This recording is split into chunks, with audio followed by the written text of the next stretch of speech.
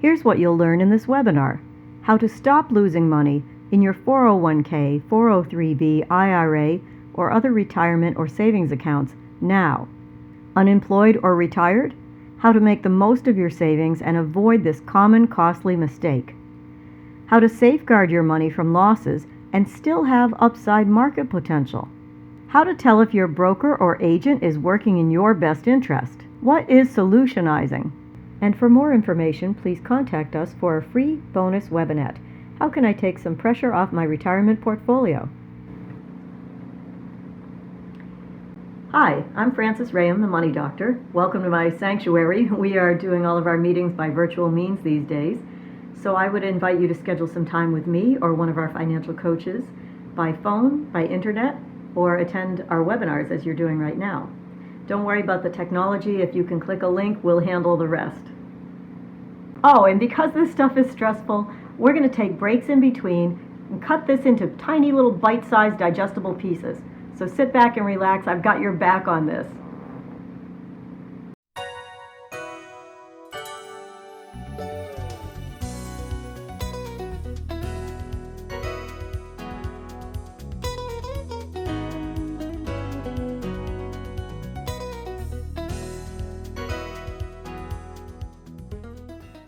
What the heck is going on in the market these days? Well, you may not be watching the market for your individual stocks or mutual funds, but you're certainly seeing the effect of it in your overall retirement account. And that's what I'm here to talk to you about today.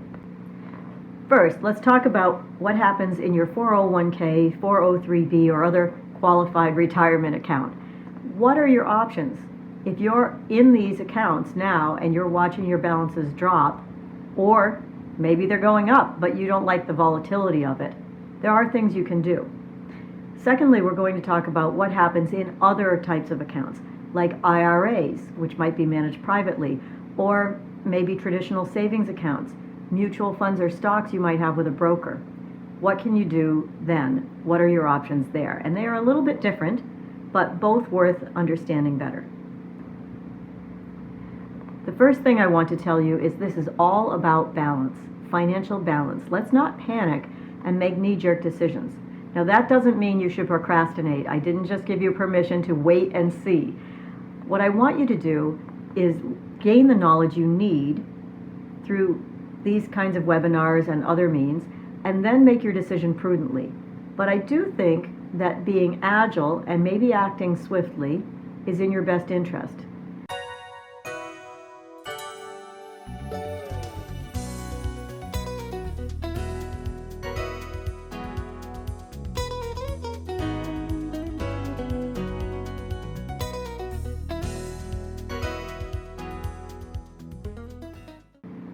We're going to jump right into it. So go get a cup of coffee or whatever you need to spend the next 20 minutes with me.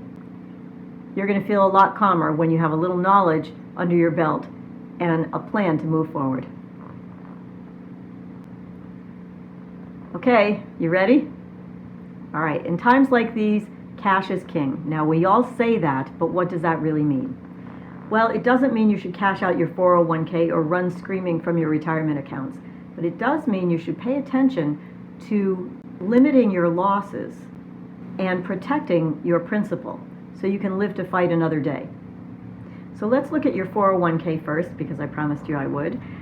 What do you do if your 401k or 403b is dropping in value and you're concerned about it? Well, the first thing to do is you must look at it. I know you don't want to. I know it's scary. I field calls like this all the time, but unless you know what's really happening in there, you're not going to know what choices to make. So regardless of what somebody told you once about just put it in there and forget about it, this is not the Ron Popeil financial advisory tactic. I want you to pay attention to it. The first reason is because no matter what's happening in the market, your 401k might not be following suit. For instance, let's suppose you have some individual investments in your 401k. Maybe you have some stocks or mutual funds, or maybe you've already moved money into a safety account like a money market account or a fixed rate account. Well, that might not be doing the same thing as the market is doing. So you may log in and see that the Dow Jones is up 25% for the day, but it's not going to be the same in your 401k. Ridiculous example, I know, but I got your attention. Okay, so what do? Well, either call your broker or the person who's managing your 401k, or just go online. We're all pretty computer savvy these days, or at least most of us, and look and see what's actually there. Not the big pie that says equities, bonds, cash. Dig into it and see what investments do you have in there. Once you know that, you can get a feel for how the market is affecting your specific account. There are sites like Yahoo Finance and other sites where you can set up a free market watch list. So if this all seems a little complex to you, looking up ticker symbols and setting up market watch lists, I'm not surprised. That's partly why you have an account where supposedly you're just diversified and everything will be okay. So here's the one thing you need to know. You are able to move your funds within your 401k from one account to another without penalties, and you can probably do it right online.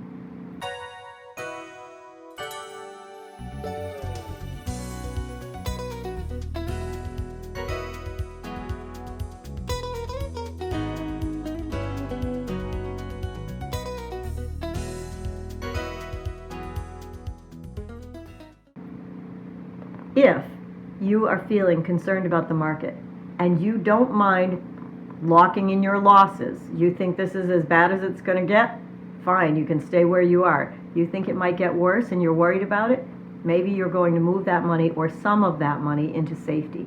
That means you should probably, one, have a conversation with the person managing your 401k, and two, understand what happens when you do move from your mutual funds or stocks into a fixed account and when to do it. Now, many people will call their broker and say, I'm scared, move my money now. It's not going to move now. It's going to move at the close of business day. Ask your broker, they'll confirm this. That means whether it sells today or tomorrow or the next day, you're gambling on where the market will be at that time. I don't want you to do that. I want you to know as close as you can where the market will be. So ask these kinds of questions of your financial advisor or your broker. How long will it take me to place this sell trade?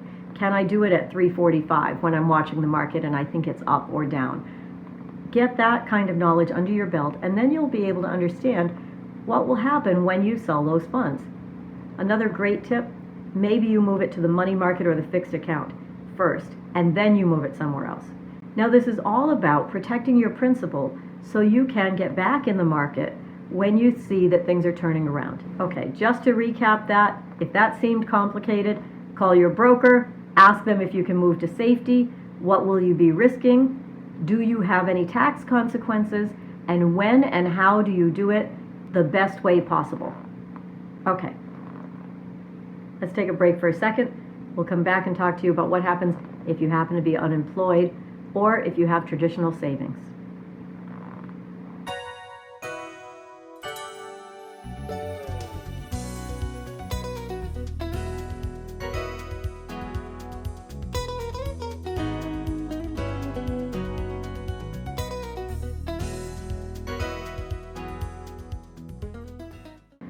So I mentioned to you that there would be a second set of choices if you had traditional savings, IRAs, or if you happen to be unemployed and you no longer work at that company, what do you do with your 401k or 403b? Do you just leave it there? Do you move it? What's in your best interest? Well, there's a lot of answers to those questions. First, let's talk about the fact that all of that would fall under the same umbrella, which is sort of privately controlled investments. So now you have the option to make choices that are different than you might have been able to make when you were under that umbrella of a qualified plan. So if you have an IRA, a CD, mutual funds or stocks that are privately held, or if you are now able to roll your 401k out of your company because you no longer work there, now I want to talk to you about safety and what to do with those funds. So remember I said cash is king? That does not mean, I repeat, that does not mean that I want you to cash out your retirement savings and put it under your pillow. Look, no one really knows what's going to happen in the market, especially this market. But what we do know is that protecting your principal will afford you opportunities that you would not have otherwise. So I don't really want you to cash out all your accounts and use that money to pay off debt. Although paying off debt can be valuable, there's a better way to do it. Who knows what government bailouts or other options might become available, but right now we need to stay the course, and that could mean looking at safe haven accounts like annuities, CDs, savings accounts, or other insured or backed investments. But there's a right way and a wrong way to do this, and a lot of details you need to know. We'll be back in a moment to discuss those.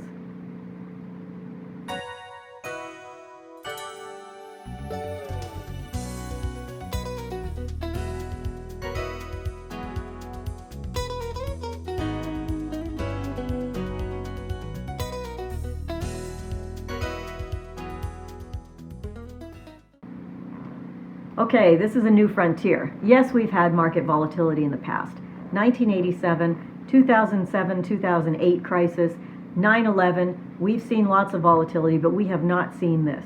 And I think this is a time to reassess your current financial picture.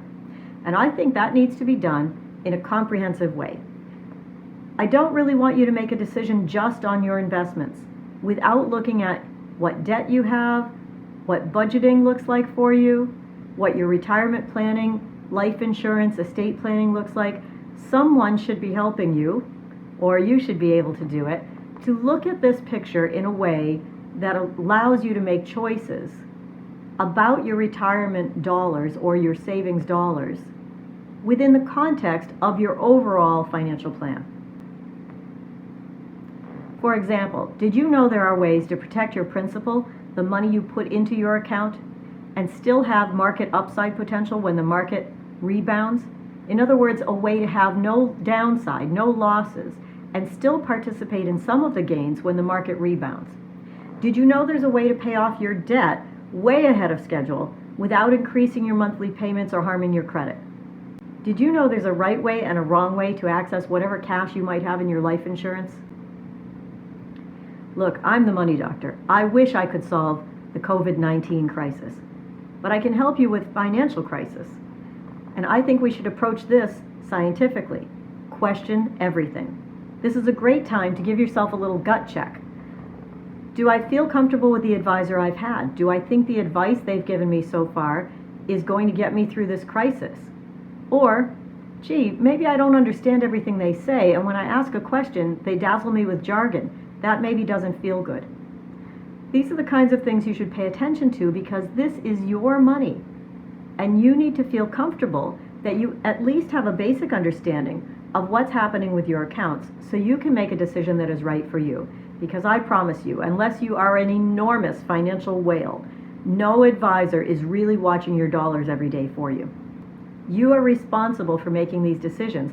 You should have the kind of support and help you need to make these decisions in a comfortable way. Does your advisor have your best interest at heart? Are they independent? Are they a captive agent? And what does that mean? In a moment.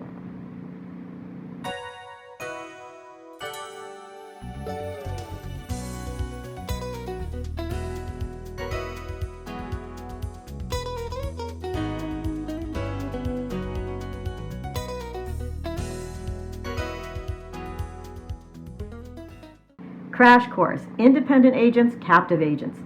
All right, a captive agent is employed by somebody, a John Hancock, a Fidelity, a New York Life, a TIAA CREF. They're going to offer you products that are within their wheelhouse under that umbrella. All right, independent agents can offer you product from anybody that will allow them to license. So they may have mutual funds from one company and stocks from another and life insurance from a third. That's the information you need to know to make the decision and ask the question of your broker, are they a captive agent? Are they independent? Okay.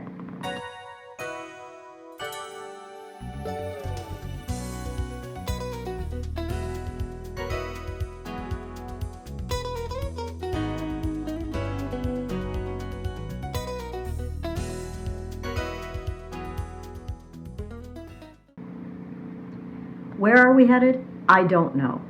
And in times when we don't know, what I want for you is to empower you with the knowledge you need to be able to make prudent decisions about protecting your principal at a level at which you feel comfortable so that you can be in a position to make market gains when the market bounces back.